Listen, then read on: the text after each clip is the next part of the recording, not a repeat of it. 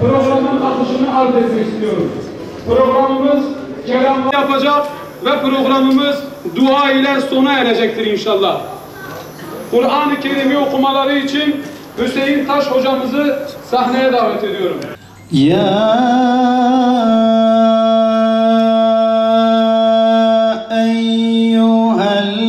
eyyühellezîne âmenû ista'înû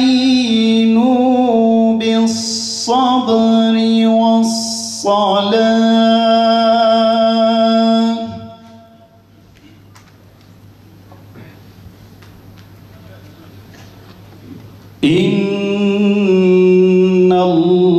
İnnallâhe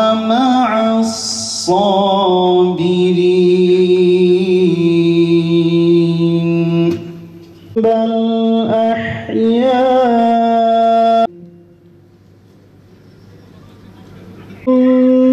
innekum bi şey'in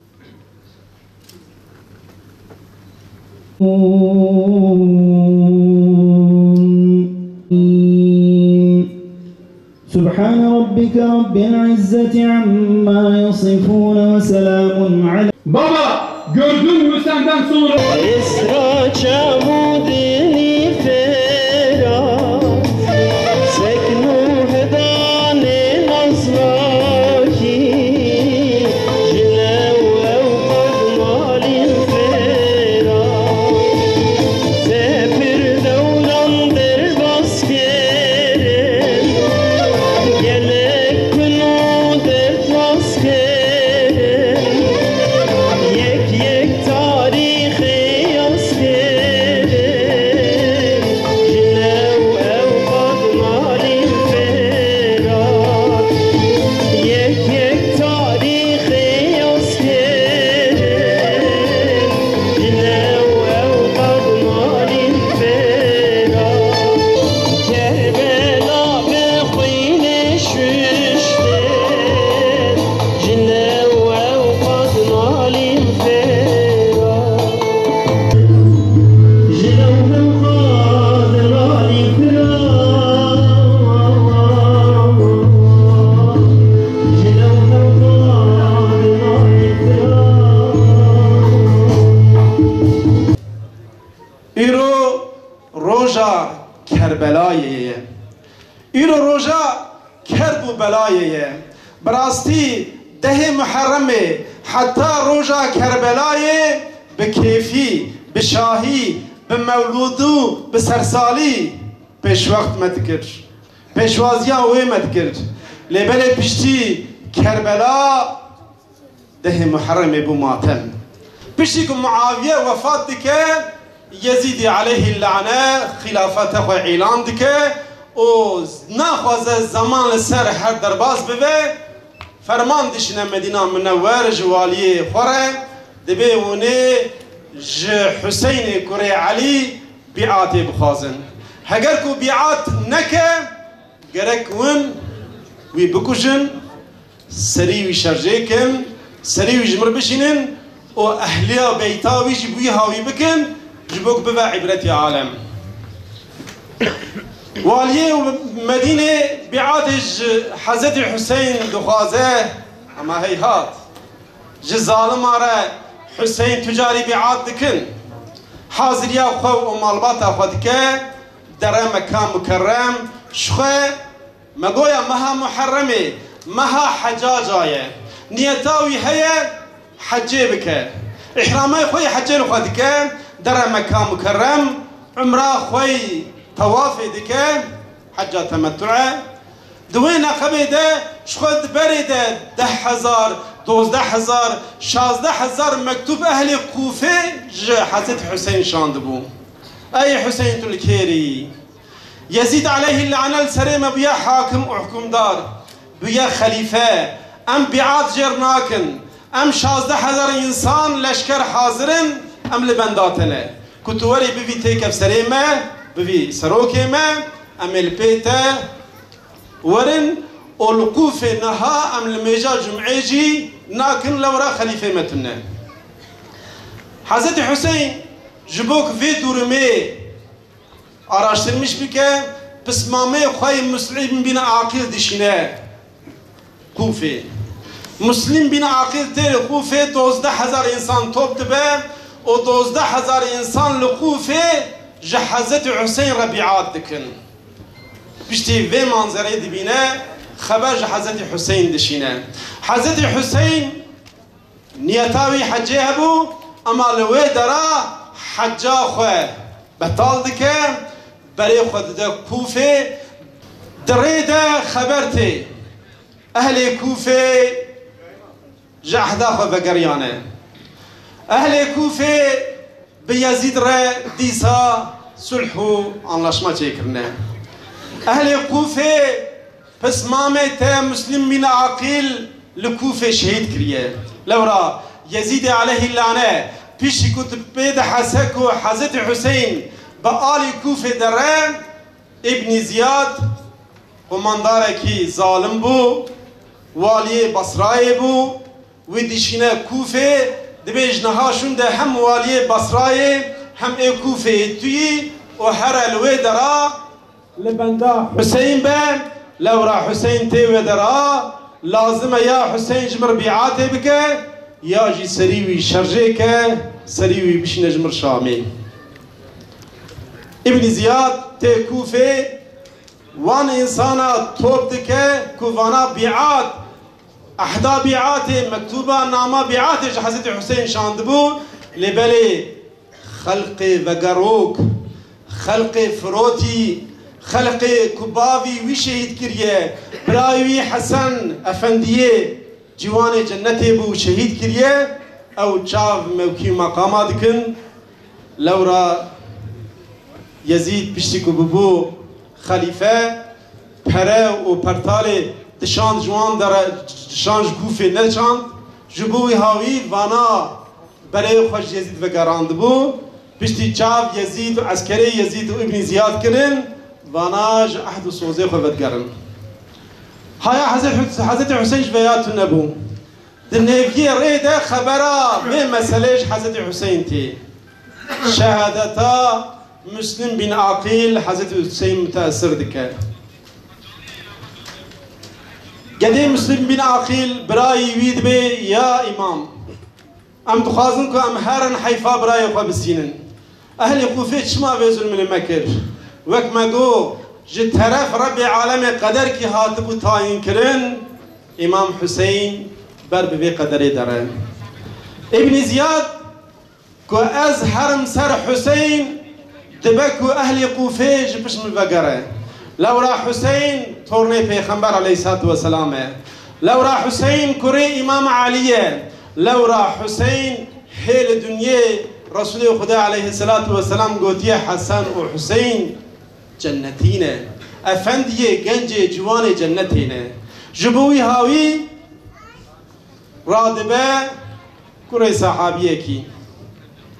صحابيه كي وري رسول خدا عليه الصلاة والسلام قوتيه ديو باوي من فداي تبعي سعد أري كوري عمر ابن سعد والديا رأيه هنو دايه وبوا والديا رأيه وك والديا ديار بكر وك والديا اسطنبول باجارك مزن باجارك دولمات ونزنجين با عمر كوري سعد دكه أي عمر نهاتب والي رأيه ما قبول لبلي بري وي قالت حري بيشيا حسين بقري وحسين قبول بككو بيعاتج يزيد بينان عمر دبي از چاوه وبكم از كوري سعد كوري بن ابي وقاص واز شمن والديا رأيه ما فيهاش كيري دركت ناخير ياتي هري بيشيا حسين كربلاء حضرت حسين يا جي والديا رأيه والديا اسطنبول يا والديا ديار بكرش بير بكر دبي روكي مساعدة بدمن وشبه عمر كوري سعد نقبات دنيا واخرتي نقبات جنات وجهنمي دنقبة عدالة وظلمة در وتي مع الأسف بيتشوى الدنيا مقلق دخابينه أمري كوري سعد دخابينه لو را فرمان هيا يا ويا قبول بك يا بتبي والديا رأيه وبتبي سرجي كرنا سريوي تيبا ابن زياد دبي من قبول بچار هزار لشکر پیشیا حضرت حسین تی گرتن حضرت حسین لکربلای تی محصول کرن عرضا کربلای و بخونا اهلی بیت سور بوه لبریکو سور بوه لازم وان نازنین وان جانا به تیر بمینن به آغ بمینن جتینا ببحرن لورا او چمیکو يهودي وخريستيان جي تير بدخار جمع فراد جشر لسر أهلي بيتي لسر إمام حسين ولسر مالبطاوي تيقرتن وكما قو دنيفيا ريدا شعرك هري مشهور تيبا حضرت حسين وجير دبيجة أريد دريبا أهلي خوفايا أهلي خوفي أريد دلي ويشتر دخازه بلكي جاوي وحسرا اشتبرجينه لبلي دستي شوري بيزيد ريهات جهبه جبوي هاوي مقويا بيست حب انسان بحضرت حسين هاتبو قال لك يوي تركا حضرت حسين كرم حضرت حسين وحفته ودحب مالبطه وتني مابو دورا حضرت حسين قرتن جمع فراتيكو يهودي خريستيان يا جا حيواني ام بيجن اهيل اي جناور جوي آوي ودخوارن سربست بو اما حضرت حسين و اهل بيت للسروي آوي من ادخوارن قدا كيد قمات كده جتينا قراوي وراوي قال لك انسان متاثر دكان امام حسين داره ناكه رادجوي قدا كي قماته ري ابن سعد دكان ري ام بيجن وان ظالم عدده دبي انا ما قبول ام دجمنه و ام سوشدار لبلي اف قدا كات قمات كده تسوجي هي تسوجي قدا هي قدا دسته حضرت حسين ده ظالم كي بتيرو كواني يعني بأوقي هدف دوي ببكا قمات كي دتكا او ببدكا قمات كي بتيرو كوانا تشهيد كرن ابن سعد روجا پیشمیه روجا تاسعایه يعني نهي محرمه روجا پیشمیه حضرت حسين خبر دشنا ابن سعد دمي ام فهم دكون كونيتا وخرابيه يا دف ما بردن ام هرن ب ابن زياد يا يزيد بيشتغلن يا دف ما بردن وما فهم كركو اهل كوفه للسر سوزا خو نسكينينه ياجي دجمه بردن ام هرن سينور بعسكرة بمجاهدة رامتيك من حربي ام لحنبر دجمنا لحنبر كافران بشهيد كرن ام جاني خلوي درابدن اما امر هاتيه داين مساعداج امام حسين تنيه جبوي هاوي شغا بيشمي بدعاء بالذكر بالمناجات درباس بويه لبلي روجا إيني روجا دهي محرمة فرياض وفيغان عرش عالا دهجل بر فرياض وفيغاني لو راح حفتي ودحب مالبطة بيخنبر كده إمام حسين جمزنا عطب شوكا برايوي برازيوي يك بيك لحنبر لبر إمام حسين تشهيد كرن سريع اول ايكو حرب كيدس بيت كونزانن دي اسلام ده اي اول خونام مشركا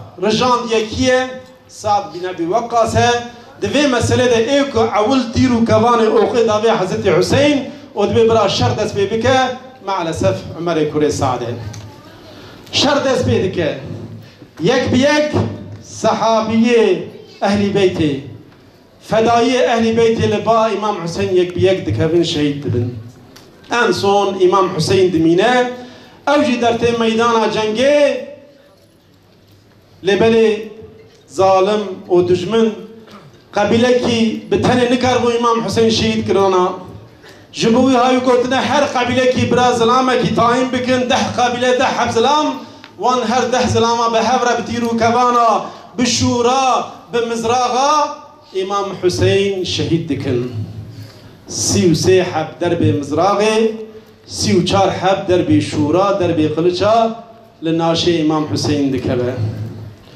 سری امام حسین تیجه کرن سریوی دیشینن عرض شامی امام حسین جلی ویجه دکن به حسبا به ترمه حسبا جان امام حسین و قوم و آخ دکن یک عرض کربلای آخین و نارین و گرین دشینه ببرب عرش و علای امام حسین تی شهید کرن بحث و قالا کربلای روژا عاشورای اوه لوی درا حضرت زینب و زین العابدین هیب چوک بو نخوش بو او بون شاهد وی مسئله ده بو وسیله وان وی مسئله حتا ورش بچند دقا امی بحثا روژا و خوب کن اره دیرو که ده بحث و قالا روژا محشر روژا عاشورای هیه بحث و قالا عرضا کربلای هیه لبلی قلق جرا مباهستیه جمال هاتیه گوتون هر روژ عاشورا هر در کربلا از دپرسم ایرو عرضا سوریه به 100,000 انسان وکی امام حسین مالی وان تی خرا کرن گده وان تی کشتن تی پلچ خاندن بیرکی وان تی عچ خاندن تی کشتن تی شهید کرن یا جی وک گده کو جتینا بحری بصدا قدا بحزارا انسان دا بحرا سبيده نخنقي نفتسي بحرا سبي نبو بحرا سورقلي برايا ياجي لفلسطيني وك امام حسين و قديوي بصدا انسان شماكم مسلمانه قالوا هرو ناي كشتن قلي برايا لميان مالي وك اصحاب الاخدود بصدا زاروك بصدا بيرك بصدا ظلم لبرچاوه انسانا بزندي قالوا ناي شوتان قلي برايا تديا تقال كرن ما چوابو و چوال وی درا تورنه پیغمبر شهید کرن چواوانا تحمل کرن چواوانا بون سیرجی تماشا کرن دجوان درا برده گلی برایا دج میانمار برده دج عردا فلسطین برده دج سوریه برده دج عراق برده ایرول دیار بکری لمرکزا دیار بکری برای یاسین و حواله خواه حسین زمان ریاض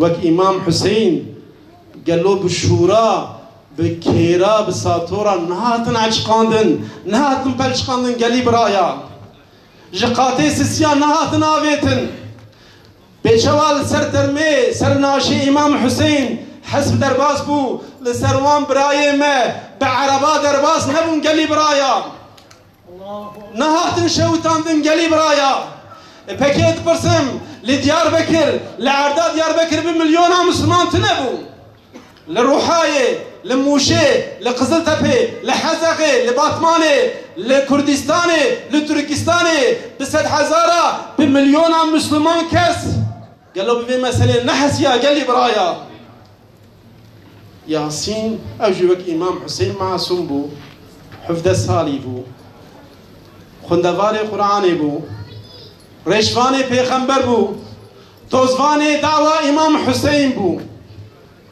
جبوك ام دعوة امام حسين فهم بكن قالك ام جوي حسبكن حسكرنا امام حسين نب حسكرنا ناوي وي روجا بير آني ناوي تنيه حسكرنا امام حسين بمشى رياح حزت حسين ديه جبو ياوي بيبا داوية بيجم يا ربي او كسيكو رجفاني امام حسين او كسيكو دوزفاني حضرت محمد او كسيكو لحنبر ظالم وزور دستا وك امام حسين وك حسين زمان وك ياسين وك رياض لحنبر وان مجادلة دكان ريتي روتي جاني خدده ربي عالم مجوان بكرن إن شاء الله.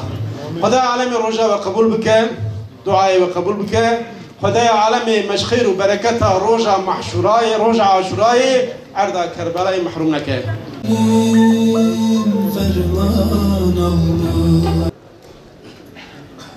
Değerli kardeşlerim, eğer gerçekten hakkıyla Hazreti Hüseyin'in mücadelesi anlaşılmış olsaydı, bugün İslam coğrafyasının her yerinde Yezidler başımızda olmazdı. Eğer Hazreti Hüseyin'i andığımız gibi Hazreti Hüseyin'i anlasaydık, ümmet olarak onun mücadelesini kavrasaydık, onun kıyamını, zulme, zalimlere olan başkaldırısını hakkıyla kavrasaydık, bugün ümmet olarak Kerbelaları yaşamazdık. Hüseyin direniş demek. Hüseyin mücadele demek. Hüseyin zulme karşı baş kaldırmak demek. Hüseyin yalnız olsa bile sırtını Allah'a dayamak demek. Hüseyin Yezidlerden korkmamak, Allah'ın rızasını hakim kılmak demek. Hüseyin yerinde durmamak demek. Hüseyin kendini feda etmek demek. Hüseyin demek nübüvvet demek. Yezid demek saltanat demek. Evet, bu bir nübüvvet ve saltanat mücadelesiydi de aynı zamanda. Değerli kardeşlerim, Hazreti Hüseyin'in kıyamının sebeplerini iyi irdelememiz lazım. Biz ümmet olarak Hazreti Hüseyin'i asırlardır zaten sürekli anıyoruz. Değerli kardeşlerim, bizim anmalarımız artık onun matemini tutmaktan ziyade, evet matemini tutacağız, fakat onun matemini tutmaktan ziyade onun mücadelesini aktarmaya yönelik olmalıdır. Biz sürekli olarak ağlıyoruz. Yezidler sürekli olarak yeni Kerbelalar yapıyor. İşin bir de tuhaf tarafı var. Bugün Yezidler de Hüseyin'e ağlıyor. Fakat yine aynı katliamı yapmaya devam ediyorlar. Ümmetin başına çöreklenmiş olan Yezid ve onun avaneleri İslam coğrafyasının her tarafını kan revan haline getirdiler. Suriye'de, Yemen'de, Mısır'da, Filistin'de, İslam coğrafyasının her tarafında Yezidlerin birbirleriyle olan çarpışmasında Hüseyinler ve Hüseyinlerin evlatları gitmektedir. Her gün katliamlarla Hüseyinlerin çocukları büyük acılara maruz kalmaktadır. Öyleyse Hazreti Hüseyin'in mücadelesini iyi anlamamız lazım. Hazreti Hüseyin niçin kıyam etti? Değerli kardeşlerim, şu bir açık ve nettir ki Hazreti Hüseyin isteseydi çok müreffeh bir hayat sürebilirdi. Öyle ya, o peygamberin torunuydu ve İslam ümmeti peygamberin torununu çok seviyordu. O Mekke'de kalabilirdi. Mekke'de kaldığı o süre zarfında insanlara İslam'ı anlatırdı fakat saltanata dokunmazdı. Yezid'in saltanatına dokunmadan, Yezid'in yaptığı zulümleri eleştirmeden o çok güzel bir hayat sürebilirdi. İnsanlar onun etrafında toplanır, onun vermiş olduğu derslerden feyizlenebilirlerdi. Peygamberin torunu bunu yapmadı.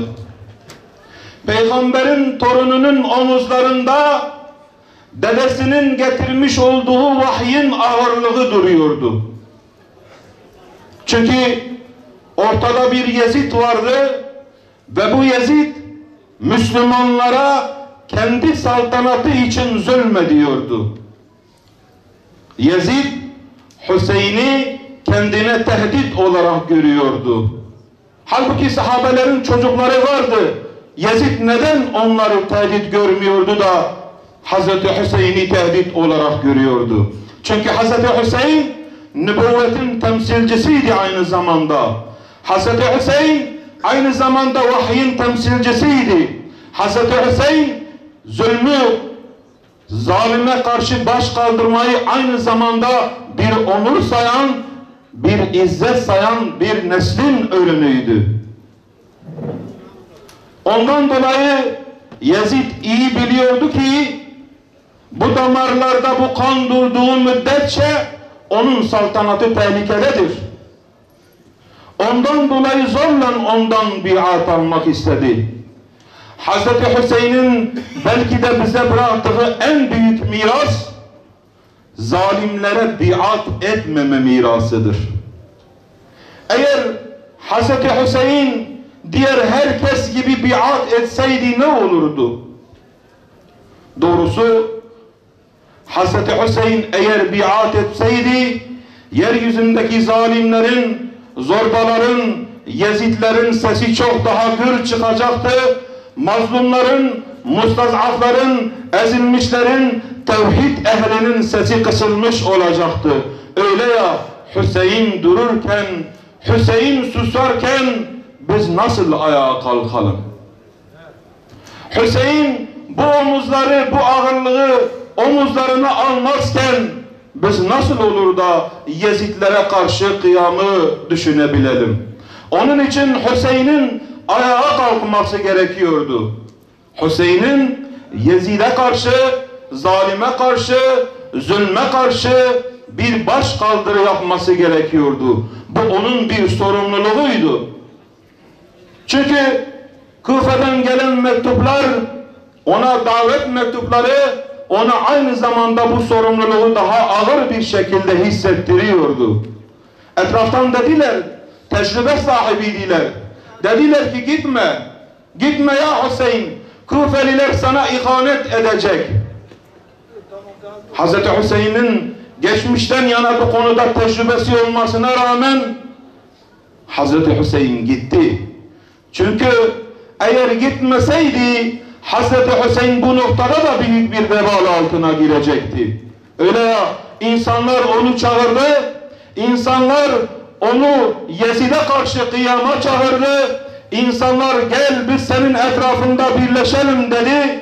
İnsanlar gel sen bizim öncümüz ol, sen bizim rehberimiz ol, sen bu konuda bize yol göster, biz de seninle beraber bu Yezid'e karşı baş kaldıralım dediler. Ama Hüseyin ayağa kalkmadı. Hüseyin ayağa kalktığı için Hüseyin bugün yaşıyor ama Yezid lanetle anılıyor. Tekbir! Allahu Ekber! Tekbir! Allahu Ekber! Tekbir! Allahu Ekber! Hüseyin'in yola çıkarken halini ve insanların onun önünde gitme deyişlerini İslam tarihinde hepimiz çok iyi biliyor ve okumuşuz. Değerli kardeşlerim, zillet elbisesini giymemek için, izzetli bir mücadeleyi sürdürebilmek için Hüseyin gibi ailesini peşine takmak gerek. Bu tevhid mücadelesini sürdürebilmek için her şeyinden vazgeçmenin adıdır Hüseyin. Hazreti Hüseyin yola çıkarken karşısındaki zalimlerin ne kadar büyük olduğunu biliyordu. İnsanlar onu bu noktalarda uyarırken Hazreti Hüseyin bu uyarılarda gerçeklik payının olduğunu da biliyordu. Ama İslam tarihinde Hüseyin ve Hüseyinlerin bize göstermiş olduğu bir mesaj var. Yeryüzünde zalimler, zorbalar, tağutlar, Bel'amlar, Karunlar, Hamanlar, eğer İslam'ın şiarlarına savaş açtıkları vakit Hüseyinlerin oturması yakışık kalmaz. Onun için Hüseyin olanlara şu mesajı veriyor. Mazlumların, mustazafların, ezilmişlerin feryadına bedeli ne olursa olsun koşmak gerek. Çok acı bir durumdur. Değerli hocam bizden önce bahsetti. Bir taraftan namaz kılanlar, değerli kardeşlerim, Yezid'in ordusundaki olan insanlar da namaz kılıyordu. Tahiyyatta eşhedü en la ilahe illallah, eşhedü enne Muhammeden Resulullah diyecek. Selam verdikten sonra kelime-i şehadette geçen Hz. Muhammed'in torununa kılıç sallayabilecek bir anlayış nasıl hortladı? Bu zihniyet ve buna bağlı bir zihniyet İslam tarihi boyunca sürekli olarak devam etmektedir. Öyle ya, Müslümanları öyle bir hale getirdiler ki Müslümanların kanına girdi. Müslümanı boğazladı. Bu sadece Kerbela'da değil, İslam tarihi boyunca sürekli olarak devam ede gelen bir husustur. İslam peygamberinin ciğerparesine bile kıyam eden, Allah yolunda ilk oku attığı zaman ya Sa'd, anam babam sana feda olsun diyen Sa'd bin Ebu Vakkas radıyallahu anh'ın oğlu Ömer bin Sa'd aynı şekilde ilk oku Hazreti Hüseyin'e nasıl atabiliyor? Kufeliler Hazreti Hüseyin'i çağırmalarına rağmen daha sonra bu çağırmalarından nasıl vazgeçebiliyor? Değerli kardeşlerim, İslam tarihi ihanetlerle doludur. Menfaat, çıkar, koltuk sevdası nice insanları raylarından çıkarmış, asli mecrasından kaydırmış, zalimlerin, tağutların, Yezidlerin kölesi haline getirmiştir.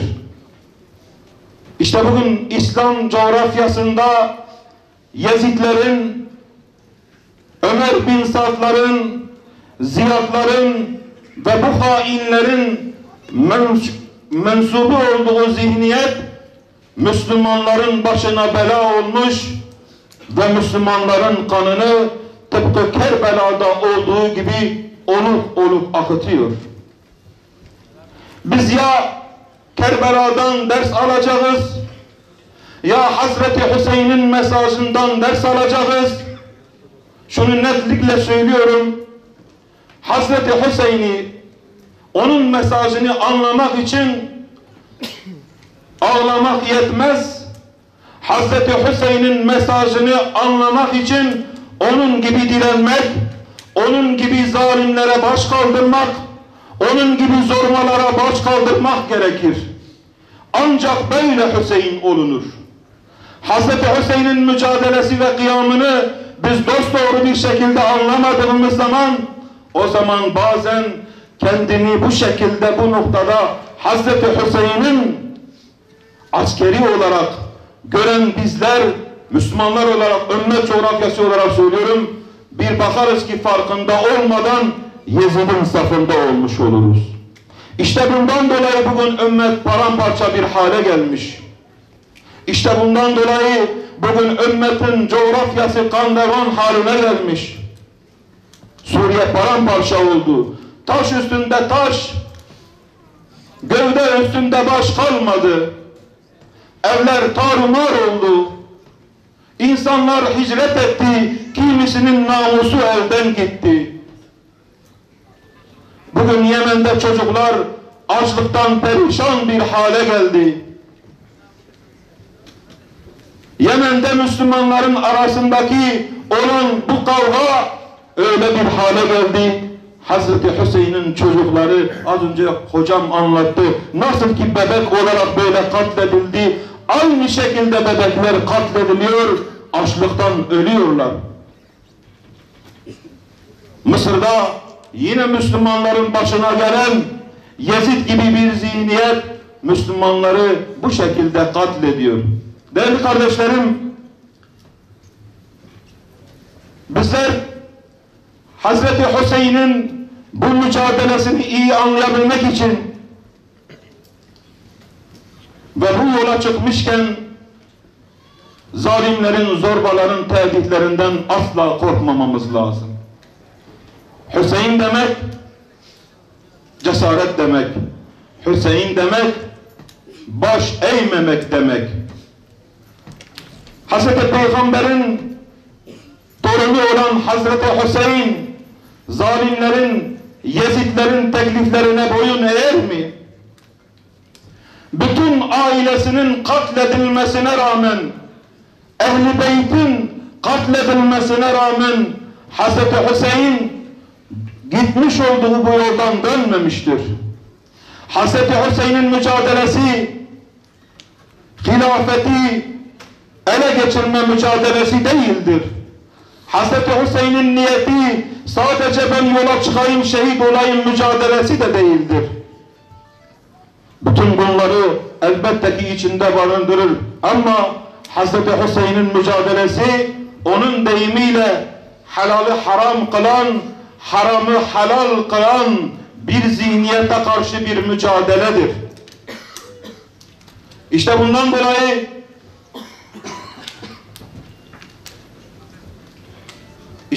dolayı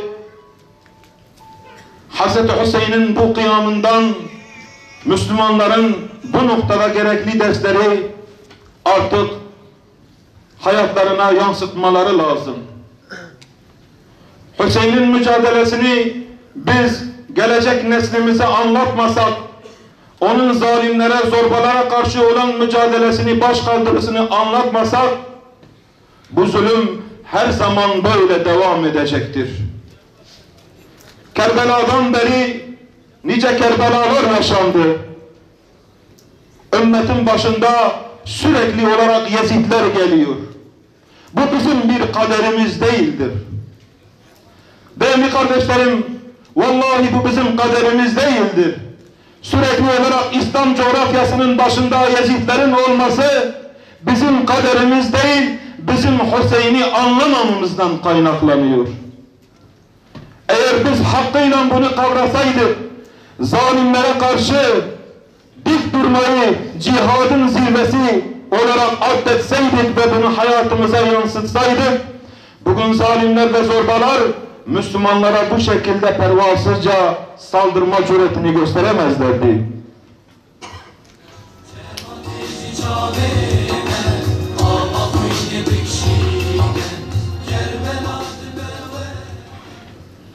Son olarak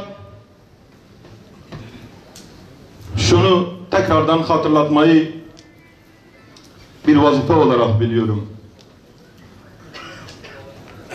İslam tarihinde bu denli büyük ders ve miras bırakan bu aziz İslam şehidini ve bu kıyamı ve bunun gibi kıyamları